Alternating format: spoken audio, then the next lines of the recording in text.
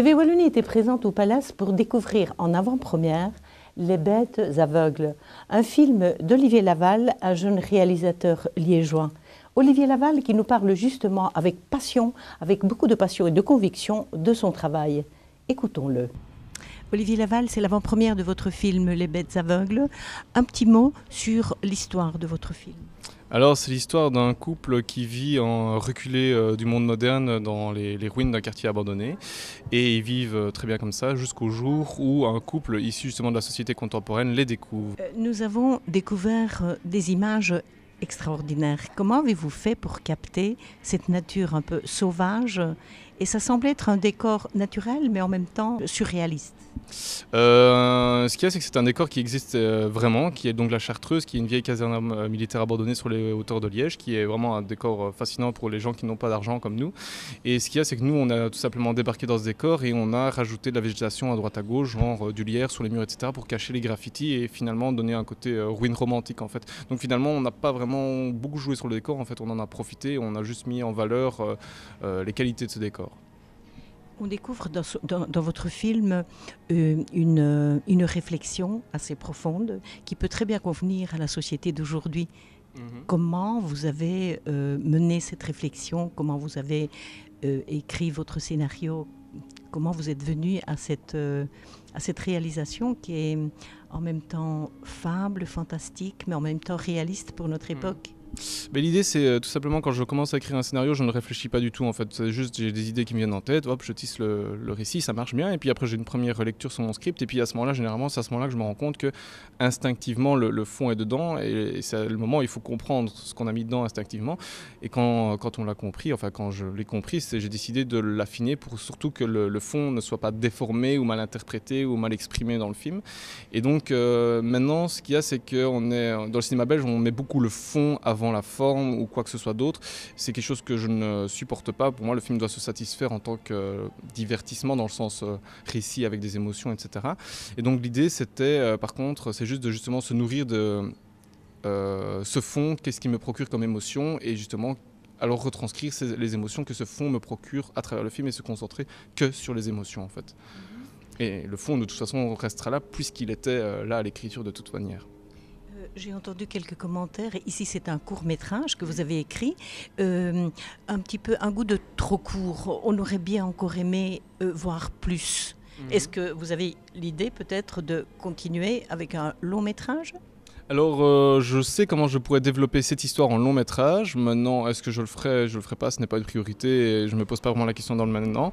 Maintenant, c'est vrai que voilà, c'est le côté frustrant du court-métrage et malheureusement, c'est une discipline. Déjà là, on a débordé le cadre du court-métrage. Un court-métrage est en tout de 30 minutes, le nôtre fait 34 minutes et on a tout fait pour essayer de condenser et là, on ne pouvait plus rien couper, sinon on commençait à détruire le film. Donc oui, il y a un goût de trop peu. Maintenant, je pars du principe qu'il vaut mieux être frustré au cinéma qu'être... Aujourd'hui, les films sont beaucoup trop longs, de mon point de vue. Les scénarios sont souvent émaillés de séquences inutiles qui alourdissent le récit et donc finalement je préférais rester dans quelque chose de très sec et une fin ouverte qui finalement ne soit pas satisfaisante mais qui soulève des questions en tout cas. Au niveau matériel, quelles sont les difficultés d'un jeune réalisateur qui a plein d'idées comme vous, qui voudrait bien réaliser des films avec un fond super intéressant? Quelles sont les difficultés importantes que vous rencontrez? La difficulté, c'est déjà que le cinéma belge baigne, et c'est la même chose aussi pour la France, etc., mais on est sous l'influence de la nouvelle vague. Il n'y a rien à faire, voilà, ça arrivé et il n'y a rien à faire, c'est notre culture cinématographique, c'est la nouvelle vague. Et c'est un mouvement dont je ne me sens absolument pas proche. Moi, je me sens beaucoup plus proche du style anglo-saxon, qui est un cinéma qui me passionne beaucoup plus parce que il est plus désinhibé. Hein. La mise en scène fait partie prenante du récit et veut vraiment procurer des émotions. On joue sur la musique, on joue sur la lumière, on joue sur les cadrages, on joue. Enfin, tout est travaillé de bout en bout. Maintenant, il y a des très mauvais films anglo-saxons, il y a des très bons films dans la nouvelle vague. Je ne critique pas. Là, c'est une question de goût personnel, vraiment. Et donc, moi, c'est plutôt vers un style de cinéma comme ça que je tends. Maintenant, le problème, c'est qu'ici, je trouve très peu de personnes qui ont des goûts similaires à moi, qui sont dans le système cinéma.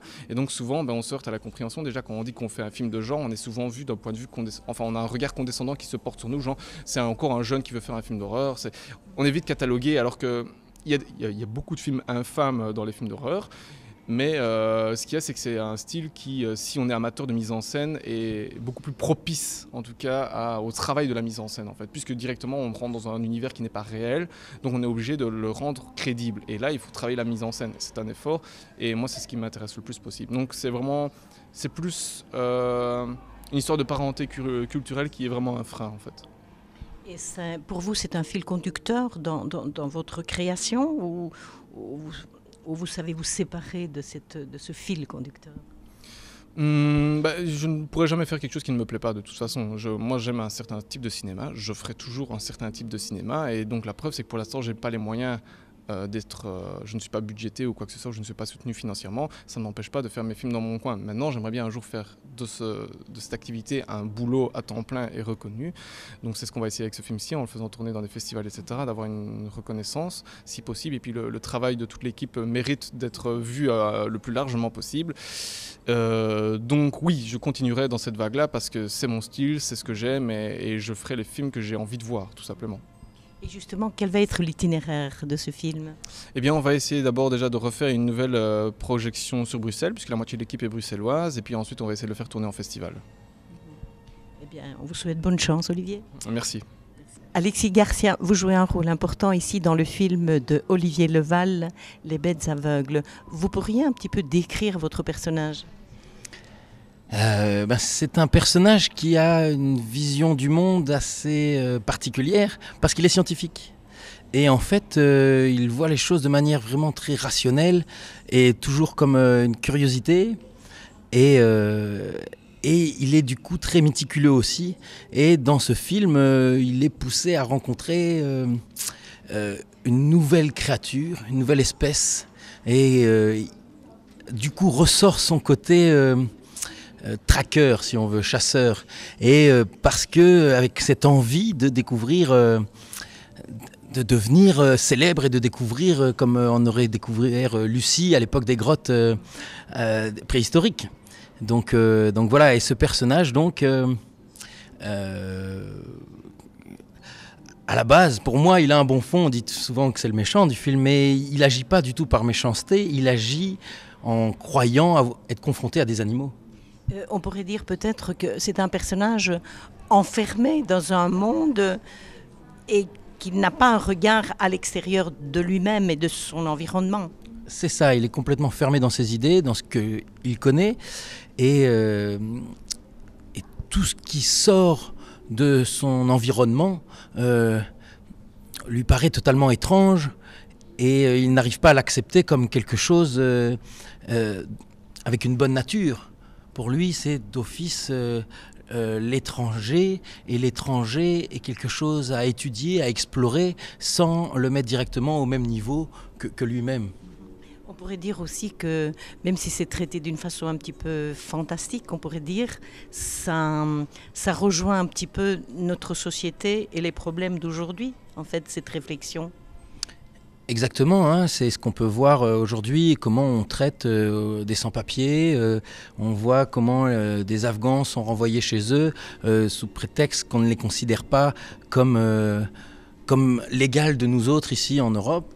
Et donc il y a pour moi quelque chose dans le film qui essaye de traiter effectivement de cette différence-là, comme à l'époque des colons où on disait que le noir était un animal. Et que ce n'était pas du tout un être vivant, l'égal du blanc. Et on est vraiment dans cette réflexion-là, oui.